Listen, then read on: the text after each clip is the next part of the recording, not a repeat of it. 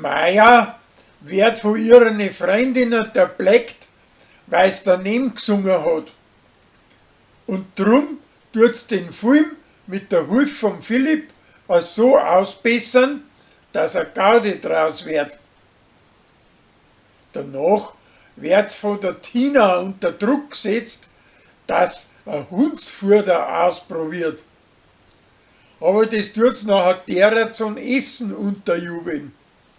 Die gespannt ist aber nur bei der Zeit und pflanzt sie recht. Sophia möchte nicht, dass ihre Tochter von Berli als Flucher lernt. Aber danach lernt sie es aus dem Radio und auch von ihrer Mutter selbst. Der Philipp hat bald ausgelernt und tat am liebsten beim Brei bleiben.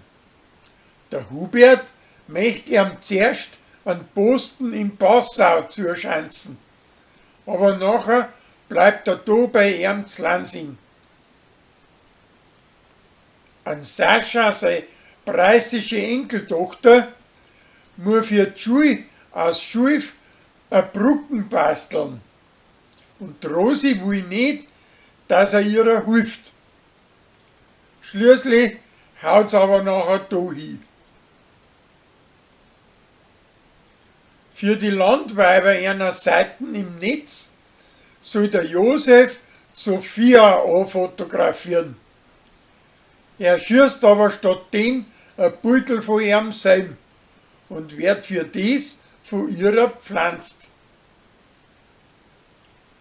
Ein Hubert, sein preußischer Diebsbangert, glaubt, dass er vom Jugendamt einen Haufen Diretare kriegen wird und haut gleich zum Voraus das Geld aus, als wäre er größer.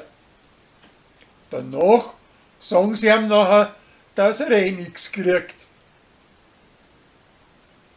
Der Winkler möchte den Gregor auf seine Seiten ziehen und sagt, dass er sich bei dem Wirtshaus am Weiher mit ihm geschäftsmäßig zusammentun möchte. Der tat schon min, aber seine Leute haben alle dagegen. Danach möchten sie dann auch noch einen Hubert mit einziehen.